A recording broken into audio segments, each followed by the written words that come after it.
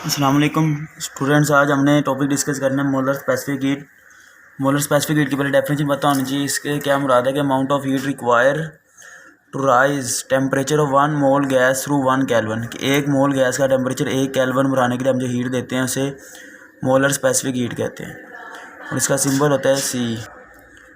ठीक है, और इसको हम कैलकुलेट करने के लिए फॉर्मूला यूज़ किया करते हैं डेल्टा क्यू और N delta T. Delta Q heat है जो हम प्रोवाइड कर रहे हैं, एन क्या नंबर ऑफ मोल्स और डेल्टा टी क्या चेंज इन टेम्परेचर। और इसका यूनिट होता है जोल पर मोल पर केल्विन। क्यू का जोल, नंबर ऑफ मोल का और क्या चेंज इन टेम्परेचर का केल्विन। तो जोल पर मोल पर केल्विन इसका क्या होगा यूनिट। अब से डिफाइन करने के बाद फिर आपने डिस्कस करना है molar specific heat at constant pressure. At constant pressure आपने बताना है by first law of thermodynamics.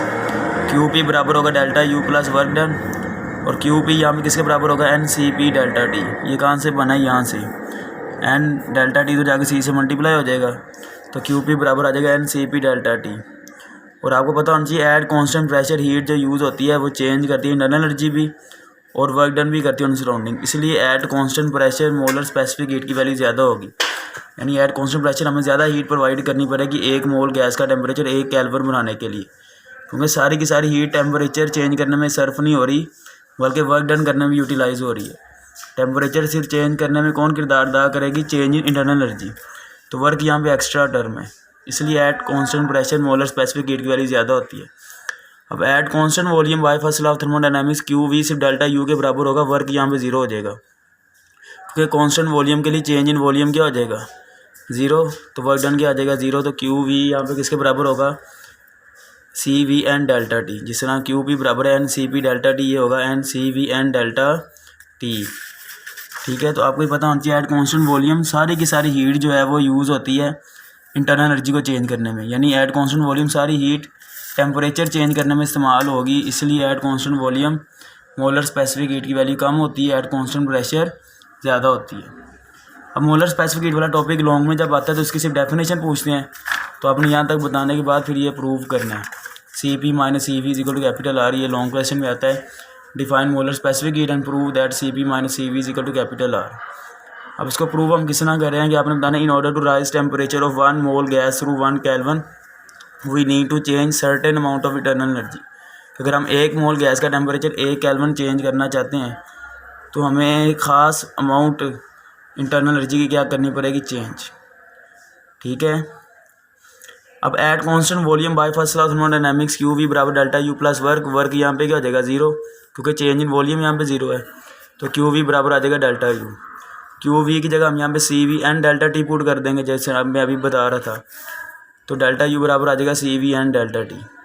अब at constant pressure by first law of thermodynamics Q P बराबर होगा डेल्टा यू प्लस वर्क।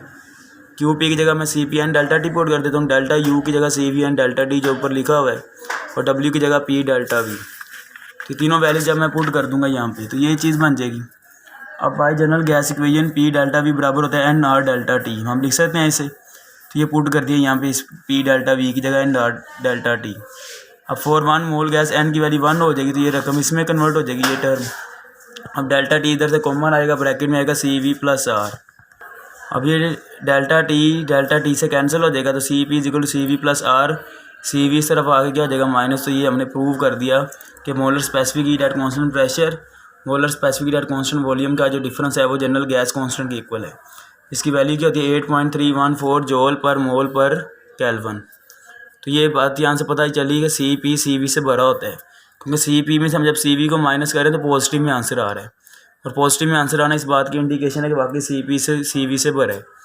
और ये एक MCQ टाइप में बता रहा हूँ, अगर आपको कह दें सी वी फॉर एग्जाम्पल बराबर है 1/r, सी पी बताएं, तो सी वी की जगह 1/r पुट कर दी, उधर जाकर ये क्या हो जाएगा प्लस, तो सी पी बराबर आ जाएगा 3r/2।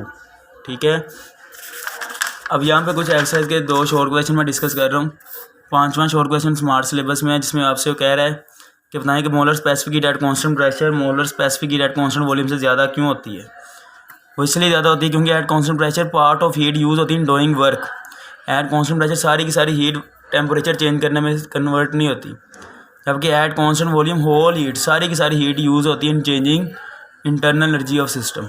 इसलिए सी पी सी वी से भरा है, यानी molar specific heat at constant pressure constant volume से क्या होगी ज़्यादा।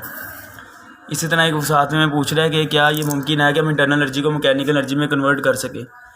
तो आप कहना यस, हम कन्वर्ट कर सकते हैं। In adiabatic expansion internal energy convert होती है into mechanical energy because in adiabatic expansion gas expand करती है at the cost of internal energy. यानी इंटरनल एनर्जी को इस्तेमाल करते हुए गैस एडियाबैटिकली एक्सपैंड करती है। तो हम कह सकते हैं कि एडियाबैटिक एक्सपेंशन इंटरनल एनर्जी किसमें कन्वर्ट होगी, मैकेनिकल एनर्जी में। और ये हम यहाँ पे लिख सकते हैं minus delta U is equal to work.